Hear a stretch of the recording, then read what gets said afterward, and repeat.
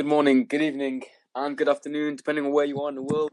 This is Generation 2.0, and with me today is James Miller. James, how are you doing? I'm well. Thank you so much for inviting me on your show today. I'm really looking forward to it. Absolutely. Thank you so much for agreeing to join. And this is a crazy story. James is the executive producer and host of a nationally broadcasted syndicated radio show, James Miller Lifeology.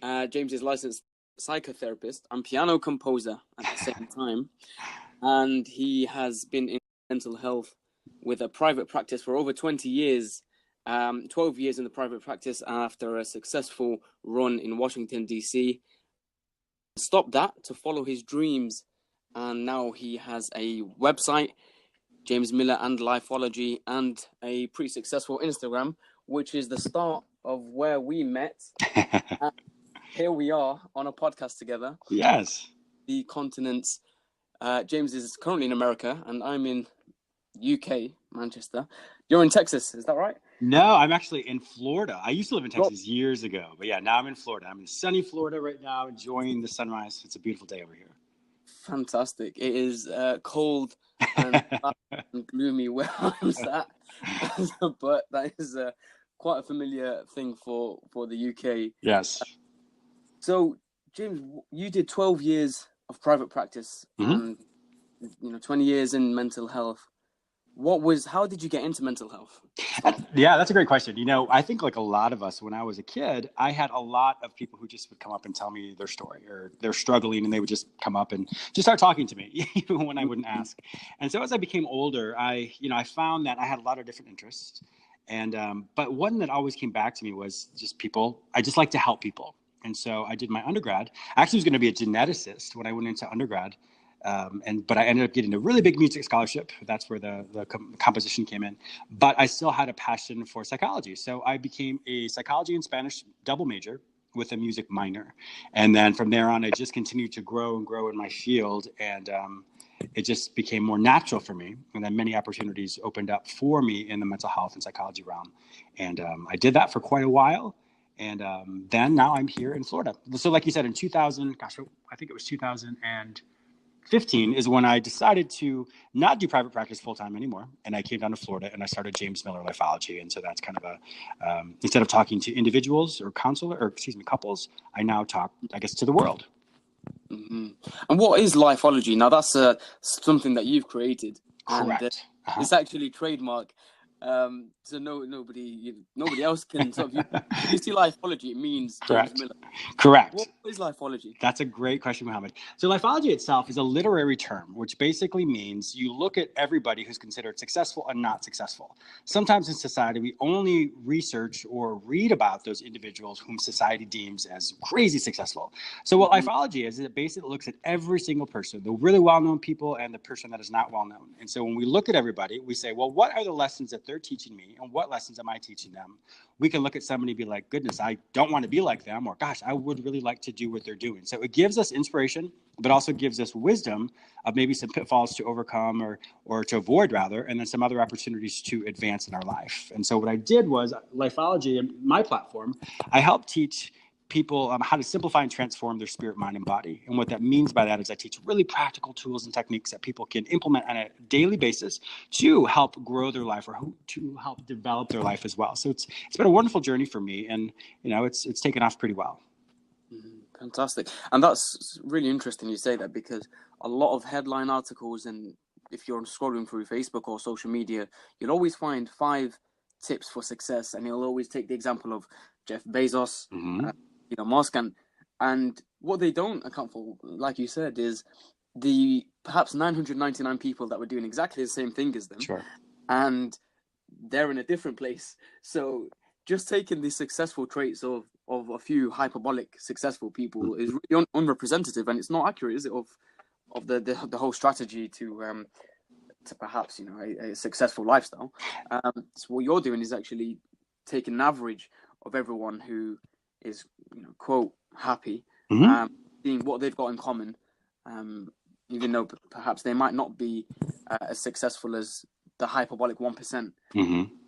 But that's a really good point. What I like to do is I help people really look at multiple versions of success. Sometimes society stipulates or says that success is only financial gain. So those people that are really, really wealthy, that they're the successful ones. But what you forget about is that single parent at home who's raising beautiful children, or that person who can bring joy to people that are always around them. So it's important that we all realize that success is how we determine success. Success is not how society deems that people are successful.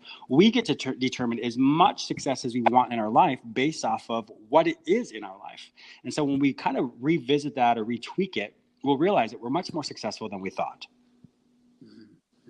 So how does someone then who wants to believe that they're successful, how can they make that switch in their brain to or convince themselves that they are successful, or that success doesn't come from money? Sure.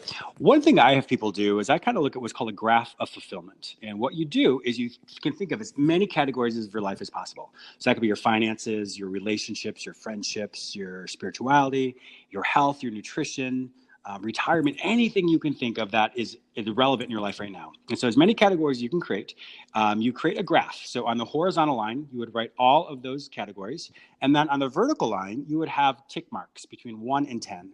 And through each one of those categories, you would then kind of rate where you feel fulfilled or where you feel successful.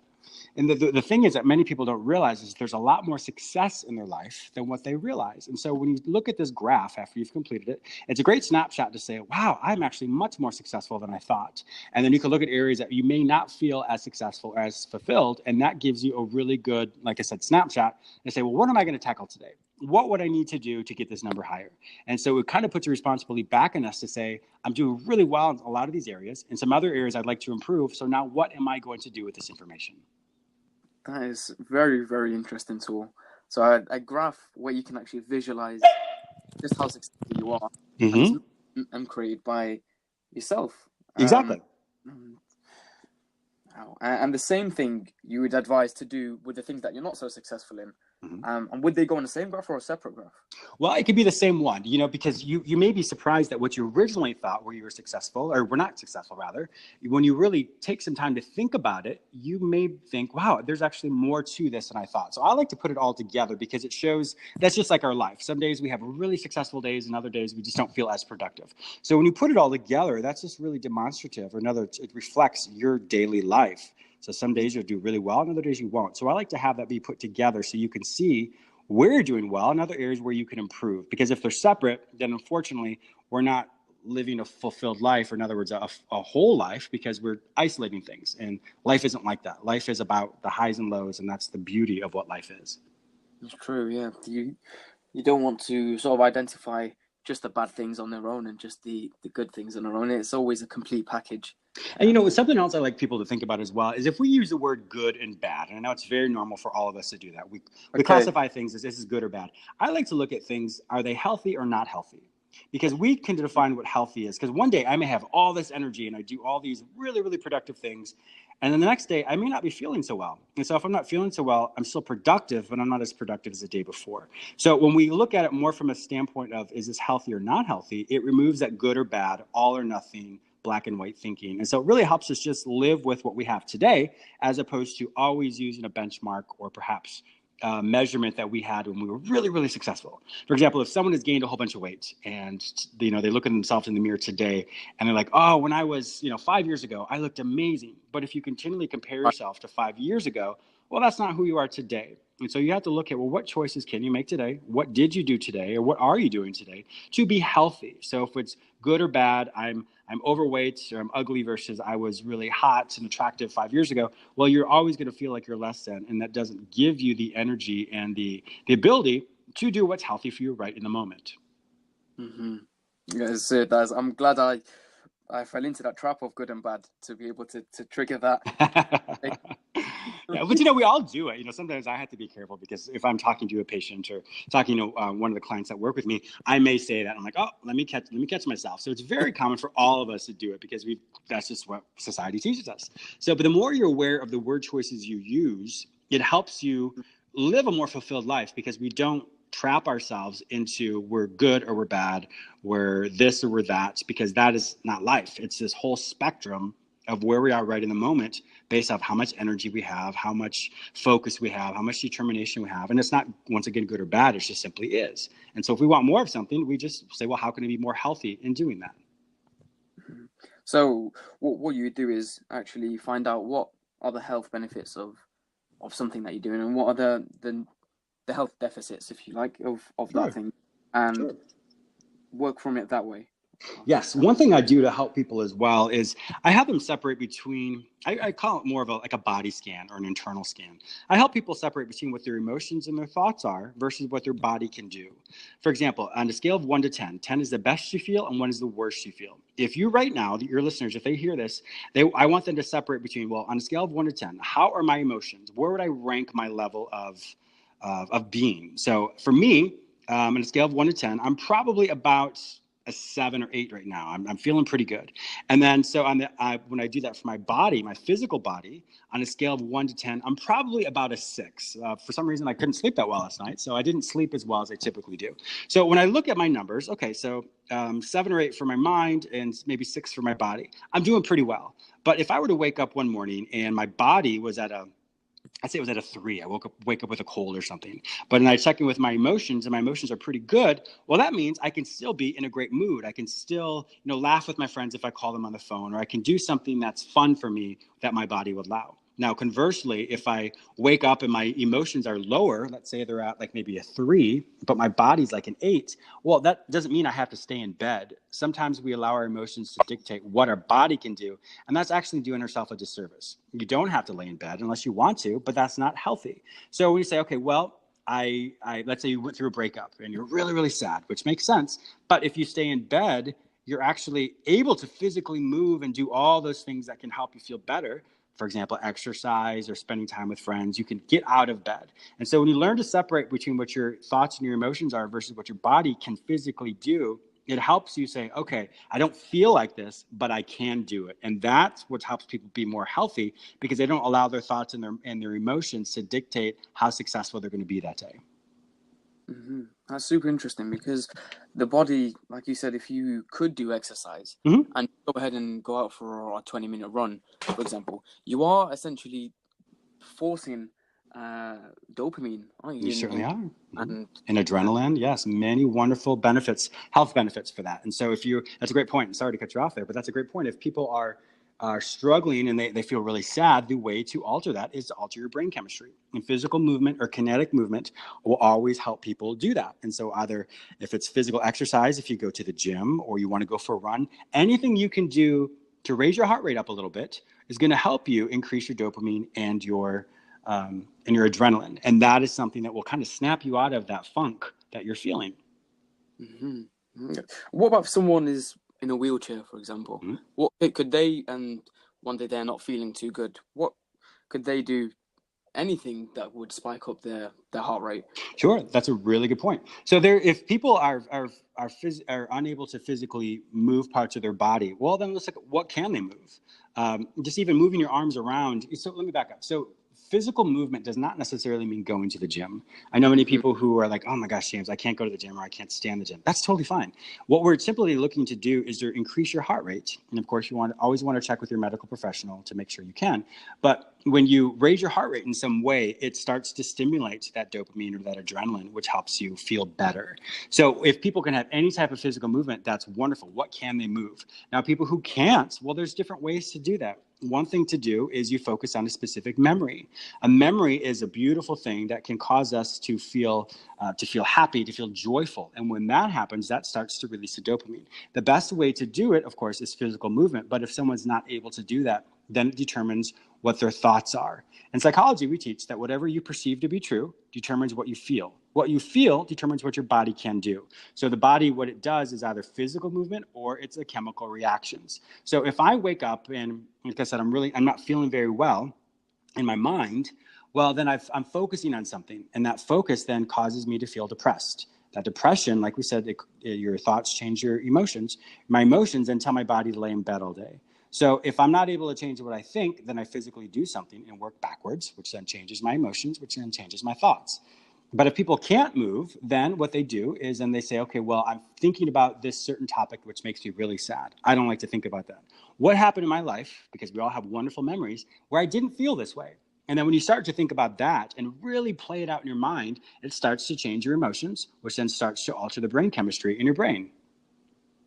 That's fantastic. So even if you physically can't move, Mm-hmm. you is focus or practice the skill of remembering a happy memory Yes. and hone in on that, and that can have a similar effect as increasing your heart rate, which is to make you essentially happier through the chemicals in your brain. Yes. Fantastic. And so, very quickly, we in very ethnic minority cultures, a lot of people probably have a thing where mental illnesses are still not accepted Mm-hmm. as much as they are in Western cultures. Sure. So people could, be suffering from, really beginner level anxiety all the way up to depression or schizophrenia. But it could always be a case of, oh well, you're not praying hard enough, or Mm-hmm. you've been spoiled when you're a child, or even you've been cursed by an evil spirit. Mm-hmm. What can those people do? From it's a broad spectrum.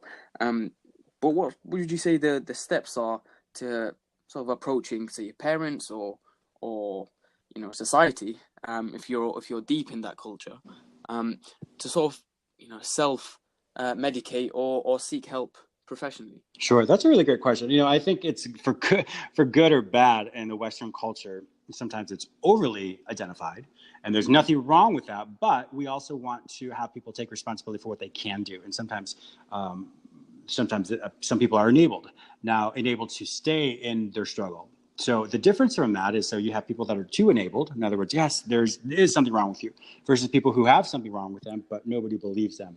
The balance for that is usually you want to look at, well, if psychology or mental health is considered a soft science, meaning you can't see it. If someone breaks their arm, you can see their arm dangling there. You can see they're in pain.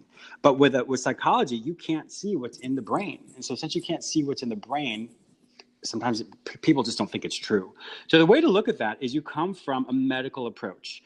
People who struggle with pretty much a lot of mental health disorders have a medical. People who have depression don't have enough serotonin. People who have struggle with um, like bipolar, those types of disorders, that have struggled with dopamine. People who Right. struggle with schizophrenia. I mean, there's many different chemical reasons why people are struggling. So if we look at something from a situation, for example, going back to that breakup, okay, well, yeah, you may be experiencing depression, but that's more of a situational. That is something where situationally can change based off of time. Time always gives us perspective for healing. But if people have a consistent struggle with this, and you want to talk to your parents or want to talk to your mental or medical provider and saying, this is what I've historically seen. You always want to come in, how long have you had this? When did it start? How long do you typically have some of these symptoms? So when we come and looking at the onset, in other words, when did it start, the duration, the frequency, all of that is really good data for your doctor, your medical doctor, to say, oh, okay, this does make sense. You probably are struggling with a lack of dopamine or a lack of serotonin. Or if you have aggression, I mean, there's many ways in which this will play out in your brain. Sometimes blood tests can even help that as well. So if you approach it, if any of your listeners approach this in a way of this is a medical condition and not a mental health condition, sometimes people can understand it much more because there's medical proof of a deficiency you may have, or there's proof that shows that, wow, this isn't just get over it, or you're cursed, or you're just lazy. When you look at all of those things, and once again, it's the onset, when did it happen, the duration, how long does it happen, and the frequency. Those three components are so important because when you have that data, nobody can refute that data because that is something that you specifically have in your past, which says, yes, there is really something going on in my life. So really, just like a physical, mental, a physical illness. When did it start? How long does it? Mm-hmm. How long does Mm-hmm. how long do the episodes last, and how often does it happen? And those Correct. three things are the key for any medical professional to trigger, and then whether you've got a situational, Mm-hmm. the breakup, or a real mental illness that exists. Correct. Exactly. And if you find that all of a sudden something happens to you, you want to be really true to yourself as well, of saying, well, have I ever experienced this severe of emotions before, this severe of a situation before? And if you haven't, then it's important for each one of your listeners to say, well, if I haven't, is this something that I can try and get over on my own? Perhaps try, that's a strong word, but can I talk to my friends about this? Can I talk to people who really understand me to give me advice? Because we all have wonderful people in our life who want to help us. And so when they want to help us, they can maybe give us advice or maybe some practical tools and techniques to practice getting over something. But let's say you try that and you find that the symptoms continually repeat themselves in more than one episode, then there may be something there that you just don't realize. And so that's why you really want to track this information to determine, okay, maybe there's something more than just a situation that's just transpired. And with that information, then yes, you would go to your medical provider and give them all that information. So it's a good starting point to start within yourself, and perhaps yes, being honest with yourself is probably harder than being honest with anyone else. But if you can sort of treat yourself by talking to friends and realize that it's situational, then you're better off than going to a professional all out from the get-go, thinking that you might be diagnosed with something that you're not. Sure. Because what we started with saying perhaps is the other extreme in perhaps Western cultures, where a lot of people seem to think that they've got a problem when it might be exaggerated by themselves and sort of told that they have sort of sold themselves that they really have something wrong with them. And sometimes people do that because they want to have an identity. Some people who struggle and don't think that perhaps they're different than anybody else, or they just feel like their life is kind of mediocre, and there's no judgment against that. But sometimes when people want to be different or need a label of some sort, sometimes they may fabricate that and come up with, I have this and this and this. And we actually call that a Munchausen disorder. It's a fancy term to basically say people who are looking for attention from doctors or professionals like myself will want to go and talk to them because they are getting attention that they're not getting in their everyday life. Or you have Munchausen by proxy, which essentially means a parent will have their child say there's something wrong, and the parent gets all the attention from those medical providers. So it's really important for each person to realize, do I have this or do I not have it? And really be honest with yourself. It's important that when we have that awareness, then we can say, okay, well, do I really need to go to a doctor? For example, if I have a cold, I'm not going to go to the doctor. I can fix it on my own. I can take vitamins. I can take some over-the-counter medication to help me with that. So it's the same type of thing. That's why I suggest you go to your friends first, people you trust, people who are wise. And with that information, then you can try some of those things. And if it's still not working, just like a cold, you would then go to the doctor. So maybe it's something more than a cold. So same type of thing. If it's maybe more than what your friends can help you with, then that would be the time to go to the doctor. Wow. I mean, it does kind of tie in together now to start to make sense, because a lot of people do go to the doctors for stuff that is really minor. Exactly. So it is linking together in that. So that's one of the things that I teach as well, and with James Miller Lifeology, is something where I teach people, just like this couple of little steps I've taught you thus far, I teach people how to do all that so that you don't have to go to the doctor. Now, of course, there are reasons to go to the doctor, so please don't misunderstand me. But if it's something we can do on a daily basis, I'm all about prevention.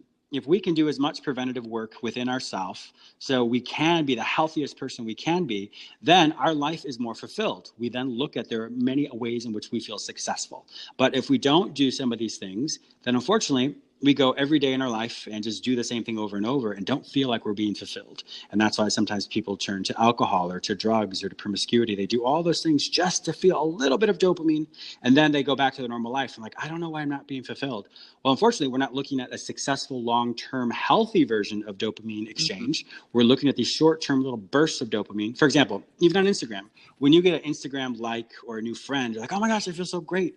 And that's a short burst of dopamine just for a couple seconds, but it doesn't last. And so you're like, okay, well, I need to get more. What can I do more and more and more? And pretty soon we don't realize that we're just looking for a hit of dopamine. And we're not doing it because perhaps we have great content or other reasons. We're doing it because we just want to feel a little bit better. So that's why when people do this, obviously outside of social media, but if they go to the pub or they go and, they go to the clubs and party, all those things are just so they don't feel like their everyday life. And so what I teach is how can you start your day to have a joy-filled, successful day. So therefore, that trickles out. It's like your metabolism. It metabolizes all throughout the day, and you feel really good about yourself. And so that's when you can start to find the productivity, the change in your life, and those things that you've always wanted to do, they'll start to become more easy and more reachable or attainable because you've practiced these things every single moment, which helps you feel more successful and gives you that long-term, extended feeling of fulfillment. Mm-hmm.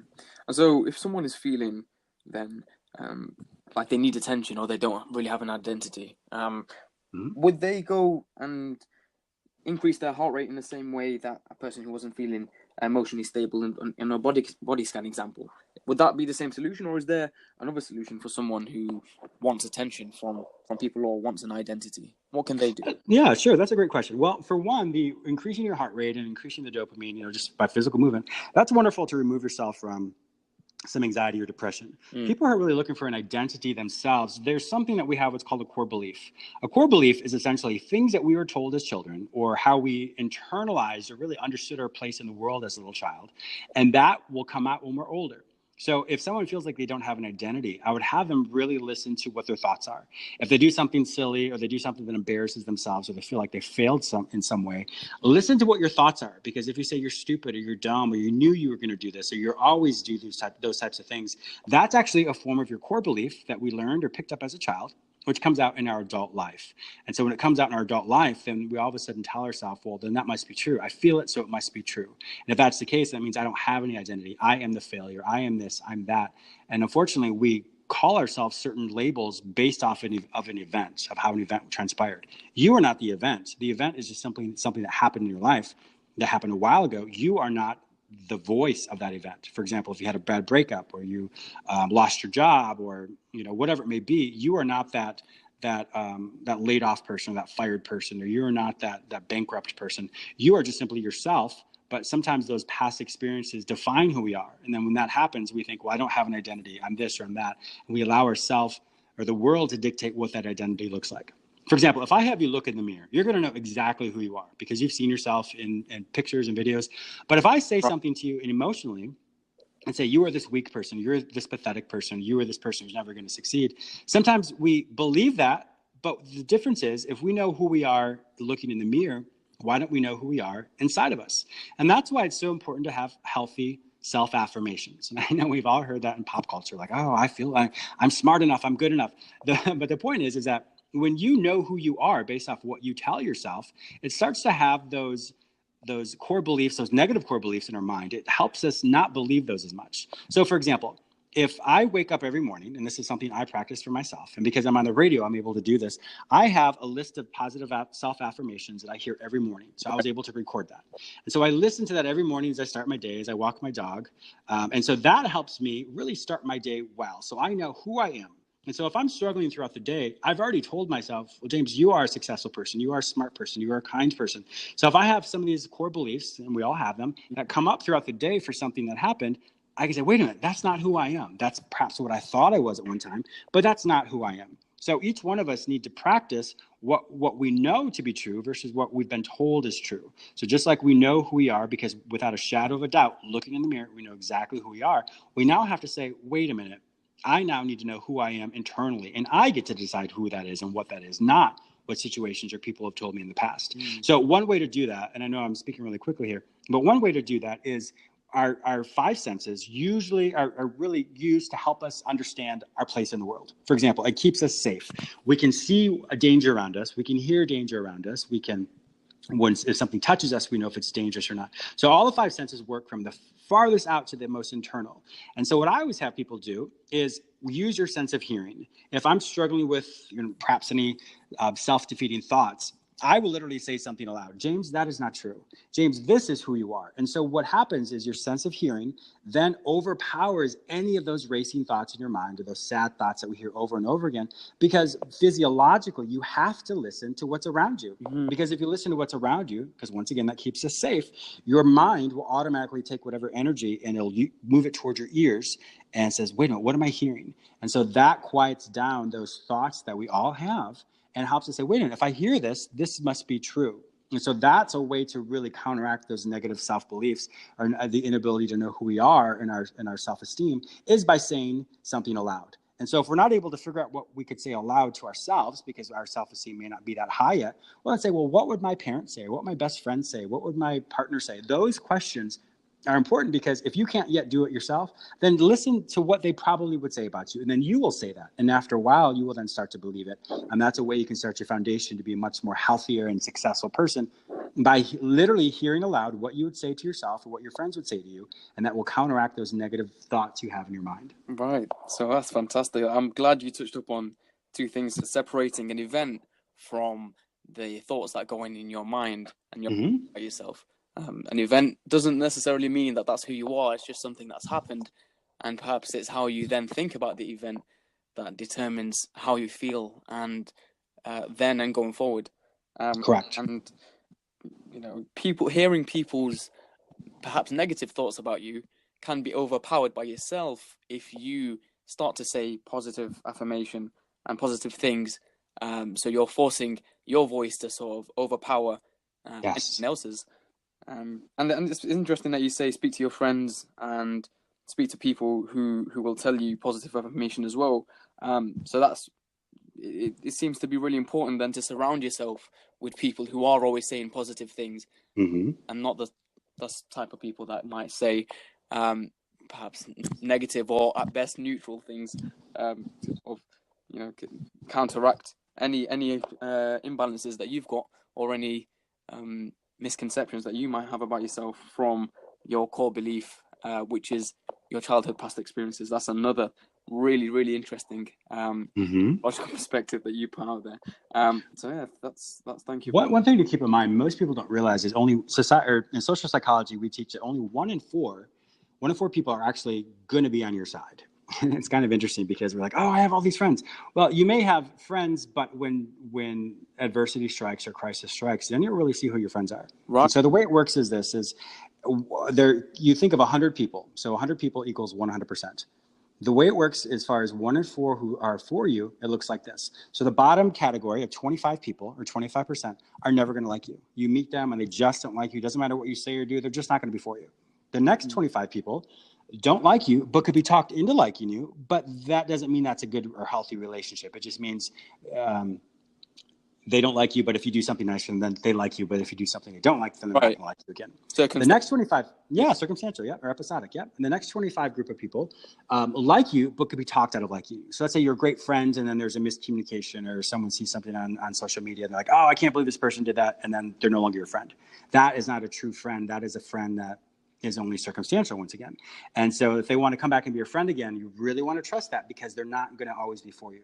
And then the top 25 people are always going to be for you. They're going to love you and nurture you and care for you, regardless if you make silly mistakes or not, regardless if you have what you consider a failure. They're always going to be there and going to encourage you. So what I always tell people is, the more often you can surround yourself and be aware of these types of people, the more successful your life is going to be. Because if we always have the same emotional output with all 100 people, we're going to feel like we're not good enough. And so when that happens, that really starts to maybe reaffirm some of those negative core beliefs we have. Oh, this person doesn't want to spend time with me. This person doesn't like me. There must be something wrong with me. The reality is they just don't like you, and that's okay.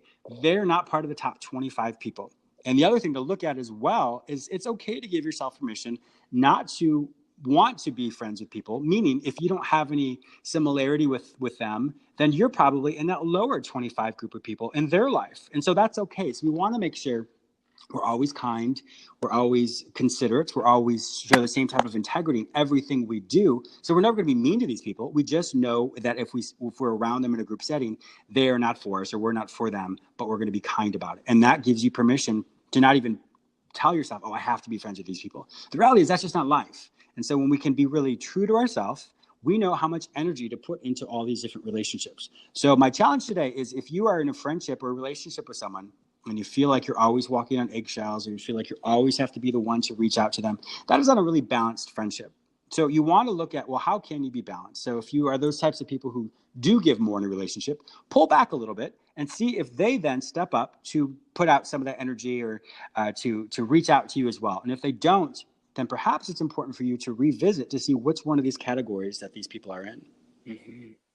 So really, we want to analyze a relationship and see how much energy is being put from either side, from you, Mm-hmm. friend, and if it's quite imbalanced, then that's a flag to sort of maybe not focus on them as much and focus on the people who are giving you all. And I'm sure everyone can relate to this, and I especially Of course. can Mm-hmm. relate to. I fall into the trap. I'm this type of personality that wants to make friends with everyone. So I'm really taking your advice on board with because I mean, having said that, it's good to keep in mind not to take things personally. Mm-hmm. I've sort of become desensitized to people not liking me, and not taking that personally. So because, like you said, it's all going to be um, swings and roundabouts, for lack of a better That's very true. Yes. good term. Um, what I want to ask you finally is for Mm-hmm. people who perhaps aren't living in the West, and people for any listeners who are living in a culture like we said, that doesn't really have mental health as a prominent accepted idea. What can they do to sort of, if we're talking about a really serious case Mm-hmm. of depression or anxiety, and they only have the internet available to them, that's it. Sure. Mm-hmm. Of course, they can go on Lifeology at jamesmiller.com. And what would you recommend is perhaps a trusted site that they could probably use, or tactics?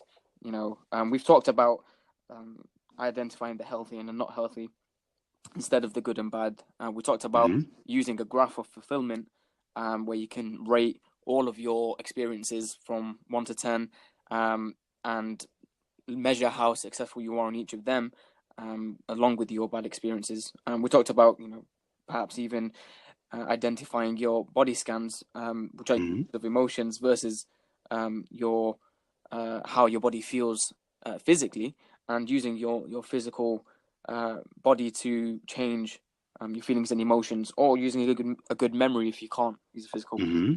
We've talked about changing your perspective, in people who can identify whether they're going through a sequential or a situational depression rather than a medical depression or mental illness, by identifying how long it lasts, when it starts, and the frequency, Mm-hmm. and being honest with yourself when doing that. And finally, we moved on to positive affirmation, in the sense that if you can use your own voice to sort of speak to yourself and tell yourself positive affirmations, that can change your ideas and your mental state on its own every day, by remembering that you are a person, the person you say you are, rather than Mm-hmm. any thoughts that might run through your head that say otherwise. And of course, lastly, to recognize and be okay with having 25% of people who really do like you, Mm-hmm. and 75% of people, which on the offset, on sounds really bad, but when we when we go on a deeper level, it's not quite broken down to 75 against you. It's more 25% that don't really mind, Mm-hmm. 25% again that are not really phased either way. Perhaps two sides of the spectrum, and 25% that are not particular fans of you. And it's okay to be to have 25% of people that don't like you, and it's Yes. okay to be part of the 25% that somebody else doesn't like. Correct. And that's not going to make you an emotional person, to sort of try and win them over, or try and be Correct. friends with Yes. that 25%. Mm-hmm. Anything else that someone from a really restricted background could do? Say they've been in a war zone, or they've had. We're talking about cases where women have been raped, or Yes. Yes. people have lost loved ones, mothers and fathers. What could they do with very very little things? I mean, some of them don't have access to the internet almost. that you won't be able to listen to this. But is there any short-term change of perspective for really severe cases such as that people can change their mental state without? That's a really good point. One of the difficult things, so for one, if people are at a place where they feel like they have no way out, and if like suicide is something which comes to mind, Right. I definitely recommend you go to the emergency room, you go to your doctor, you go to somebody and tell them, because that is the way you're going to get help. Anybody who has that type of hopelessness, it's going to be hard to find your way out. So you have to literally talk to someone, say, this is how I'm feeling, and help them have you go see a doctor. And so a doctor, if you're feeling this way, they're going to help you or find that hope, whether that's through medication or just watching you to make sure that you don't do those types of things. That is the first thing I would say, that if anybody has the opportunity to talk to someone else about it, they need to let them know, and then you need to get to the doctor. The other part of it is this: with whatever you've experienced, let's say it's someone they've been through a war-torn country, or they've been raped, or whatever it is that is very, very traumatic for them. Realize you got through it. It doesn't mean you got through it successfully and how you think like, oh, my life is amazing. The point is you lived through it. You woke up the next day and you found, I can still breathe again. When we look at it in that respect, the healing will come with time, with perspective. But if we're so overwhelmed and say, I'm not going to be able to get over this, from a biological or physiological standpoint, you took another breath, and then you took another breath after that. And so it's important to say, I don't know how I'm going to get through this emotionally, but I know my body says I can do it. And that goes back to separating between what your body feels like and what your emotions are. If your body's taking another breath and you're moving, you physically can move, that is a good reminder that I've already overcome my worst day ever. And knowing that your body says, we're going to get stronger, we're going to get stronger. And that allows each person to say, okay, well, let me focus on what I can physically do. And as you physically do that physical movement of doing certain activities, and I don't mean going to the gym, obviously, but just physically taking care of your kids, walking, maybe even going for a walk, your body's saying, I'm getting stronger and stronger. And so we can focus on that. And then that's when the emotions will start to fall in line with that, because your body was going to help you through this. The other part is your spirituality. And everybody gets to determine what spirituality means to them.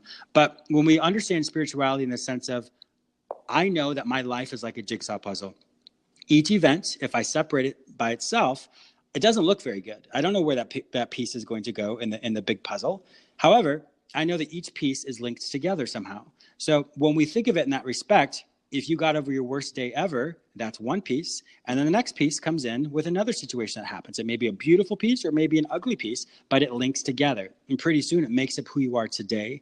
And so when we look at ourselves today, not the events we experienced, but today, what are those beautiful things that are in your life? What is it that is going really well for you? What are some compliments you can give yourself? That then starts to give you that perspective to say, I overcame my worst day ever. I took another breath and another breath and another breath. And here I am today. Yes, that was painful for me, but if I isolate that, I'll never understand it. But when I look at all the pieces of this jigsaw puzzle, which is your life, it helps you understand how things were connected. And when things are connected, it makes up who you are today. Now, some people may say, well, I hate who I am today. That's not the point. You may hate who you are today, but the point is there's a lot of beautiful things in your life. And so just like a coin, if you bring that coin to your eye, that's all you're going to see. So if you bring all the negative things to your eye, like that coin, that's all you're going to see. So that's why we're going to flip that coin and say, what is going well? And that's where that graph of fulfillment can say, okay, this is going well. I took another breath. I have use of all my limbs. Those are really great ways to look at it, because you say, as painful as my emotions may be, physically and the things around me are actually going well. So when we look at it from that respect, you will see you've already overcome your worst day and you're alive today to talk about it. That's fantastic. I mean, so the number one thing for anyone who's experienced the most perhaps terrible days is go see a doctor if it's the thoughts. But realize also that you got through it, and yes, you did. Through that, then you can got your better days to look ahead to, or physical exercise, and which can be in the sense of, you mentioned even looking after your children, or into the shops, or purely physical movement. Yes. Finally, looking at your life through a bigger lens, to understand that it's just one part of the jigsaw, that you have to include all the other positive things that have happened in your life, yes, which make up the chart of fulfillment. And once we see that chart or that bigger perspective, we realize that actually there's more better things, or perhaps there's a lot of better things that have happened in your life. And, overcoming the bad thing, the bad experience, has just been one milestone, as perhaps a small percentage of everything else. Exactly. And that's one thing that people sometimes forget. We get lost in, once again, the event, and that event can stunt us or traumatize us. And we don't realize that if you've gotten through that, you can get through anything else. Some of the day-to-day things that you're experiencing that may feel overwhelming, that doesn't even compare to your worst day or that worst event ever. And you got through it. Yeah, that is fantastic. So it's that perspective. Fantastic. James, thank you so much for joining today. Again, you've got your own radio show, which people can tune into. James Miller, lifeology.com is your website. People can see your radio show from there. It's on iTunes. James Miller, Lifeology, you're on Instagram. You've got YouTube videos, but essentially anyone can see more of James's content on your website. Isn't that right? Correct. Yes. JamesMillerLifeology.com. And Lifeology is spelled LIFEOLOGY.com. Lifeology, what a beautiful word to trademark. And thank you very much for all of the beneficial advice and tips that we've had today. We look forward. I mean, this is really going to be useful for a lot of people. And thank you for being a great help, really, for the audiences and for myself. I've really learned a lot, and hopefully we can get more tips. And if anyone has any questions, feel free to comment them or send a direct message to me or James on Instagram, and we can take it from there. I hope everyone's enjoyed listening to you, James, as much as I have. Thank you so much, Mohammed. I really appreciate you inviting me on your show, and congratulations on all the success for your show. I know you're definitely helping your generation. Thank you very much. Thank you very much, James. And once again, we'll look forward to speaking to you once again. Also, you've based in Florida, you said, so I know people can't really, if they're not based in America, they can't really get to you. Physically, correct. But I also offer, if people want to work with me, you can just go to my website. Once again, that's JamesMillerLifeology.com. And there's a section that says work with James. So if you want to work with me, you can either do it through phone call or through some type of video device like FaceTime, Skype, or Zoom. And I'm able to work with people that way. Perfect. So JamesMiller.com, lifeology.com, and work with James. That's the tab that you want if you want to get a hold of professional help from James. Thank you very much once again, James. And my pleasure. We'll see you soon. Sounds good. Bye-bye. Tuning in. Bye-bye. Bye.